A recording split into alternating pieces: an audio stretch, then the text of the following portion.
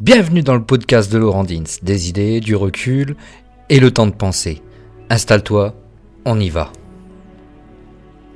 Bonjour à toutes et à tous et bienvenue dans Les Auteurs Incontournables, l'émission où l'on prend le temps calmement, simplement de découvrir la vie et l'œuvre de ceux et celles qui ont changé notre manière de lire, de rêver et parfois même de comprendre le monde. Et aujourd'hui, on va parler d'une autrice que tout le monde connaît de nom, même ceux qui n'ont jamais ouvert un roman de fantasy.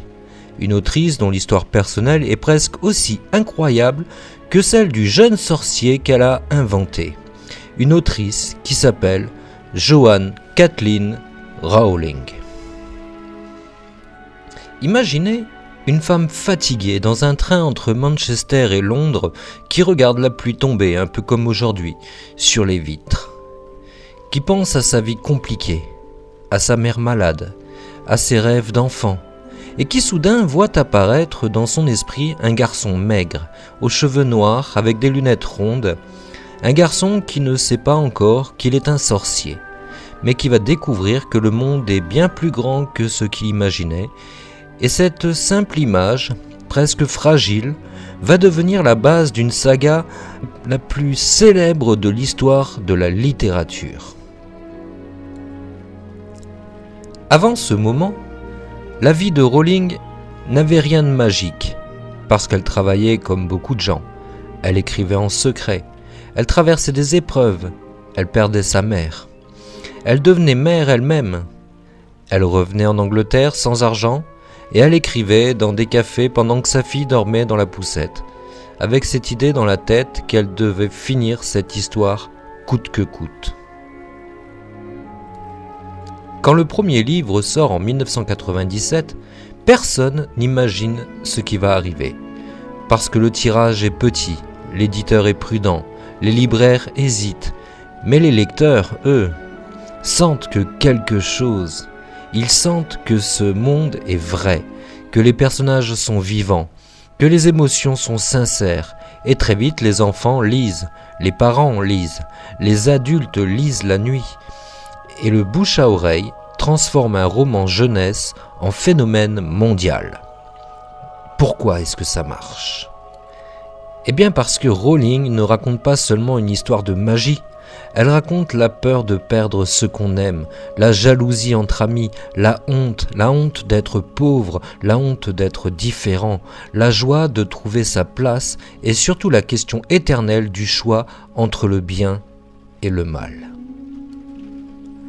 Contrairement à l'image romantique de l'autrice qui écrit au hasard, Rowling est une planificatrice obsessionnelle, une architecte d'histoire qui construit ses intrigues comme des cathédrales, pierre après pierre, indice après indice, parce qu'elle sait déjà la fin de sa saga avant même que le premier livre soit publié. Et elle a semé dans les premiers chapitres des détails qui ne prendraient sens que des années plus tard. Elle utilise une technique simple mais puissante. Elle mélange la structure très solide avec des émotions très humaines. Elle crée des mystères, elle les cache, elle laisse le lecteur réfléchir, puis elle révèle tout avec une logique implacable, ce qui donne cette sensation magique que tout était déjà là depuis le début. Ces personnages ne sont pas parfaits, et c'est pour ça qu'on les aime. Harry doute, Hermione peut être dure, Ron, lui, est jaloux, Dumbledore cache des secrets, et même le terrible Lord Voldemort n'est pas seulement un méchant caricatural, mais un homme qui a peur de mourir, qui refuse la faiblesse, qui cherche le pouvoir pour ne plus avoir peur. Et puis il y a des figures tragiques comme Severus Snape, qui montre que l'amour, la rancœur et le sacrifice peuvent exister dans le même cœur. Rowling nous rappelle que les humains sont compliqués et que la vraie magie, c'est la loyauté. Et puis il y a le succès mondial. Les films arrivent, les acteurs deviennent célèbres, les décors deviennent mythiques et l'univers devient visible, tangible, gigantesque. Mais au fond, tout vient de l'écriture. Parce que sans des personnages solides, sans une intrigue claire, sans émotion sincère, aucune adaptation ne tient. Elle a changé l'édition jeunesse. Elle a prouvé que les enfants pouvaient lire de longs romans, que la fantaisie pouvait toucher tout le monde, que les libraires pouvaient revivre grâce à une histoire. Après la fin de la saga, beaucoup pensaient qu'elle allait s'arrêter, qu'elle avait déjà tout prouvé. Mais elle a continué. Elle a écrit des romans pour adultes, comme The Casual Vacancy, qui parle d'une petite ville et de ses hypocrisies. Et elle a écrit la série policière Cormoran Strike, sous le nom de Robert Galbraith, parce qu'elle voulait savoir si son talent existait sans son nom célèbre. C'est courageux, parce que recommencer après un succès mondial, c'est on ne peut plus difficile. Et puis arrive la grosse tâche, les polémiques et la réalité. Ces dernières années, ces prises de position publiques ont créé des débats, parfois violents, parfois douloureux, et chacun peut avoir son opinion. Mais il faut reconnaître une chose, son œuvre a marqué une génération entière et des millions de lecteurs ont découvert le plaisir de lire grâce à elle. Une chose est claire, c'est que grâce à elle, on a appris beaucoup de choses.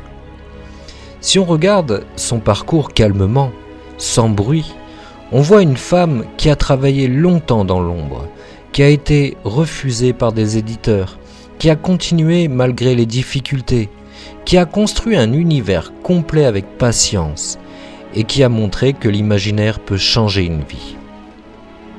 Pour nous, auteurs, créateurs, rêveurs, et là je pense aussi à moi qui a bâti Gaiala, pierre après pierre, la leçon est très simple. Une grande saga naît d'une toute petite idée, mais elle grandit grâce à la persévérance. Si on regarde l'œuvre de J.K. Rowling avec un œil psychologique simple, on voit une écrivaine obsédée par deux choses très humaines, la peur de perdre ce qu'on aime et le besoin de trouver sa place dans le monde.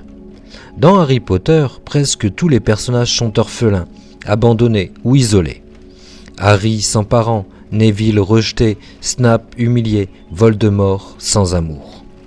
Cette répétition montre une sensibilité profonde à la solitude et au manque d'attachement, probablement lié à la perte de sa mère et à ses années difficiles. La magie devient alors une métaphore.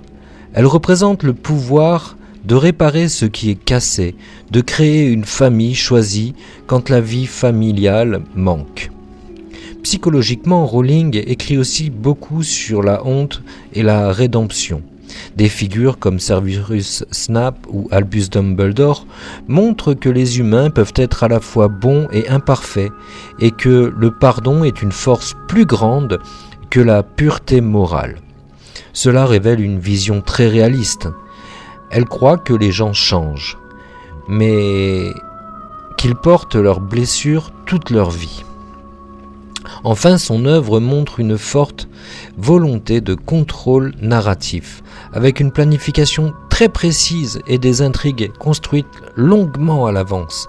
Cela peut refléter une personnalité qui cherche à donner du sens au chaos de la vie en organisant le monde dans des histoires cohérentes. En résumé, Rowling écrit comme quelqu'un qui a connu la fragilité, qui cherche la loyauté et qui croit profondément que l'amour, même imparfait, est plus fort que la peur. C'est maintenant le moment de conclure.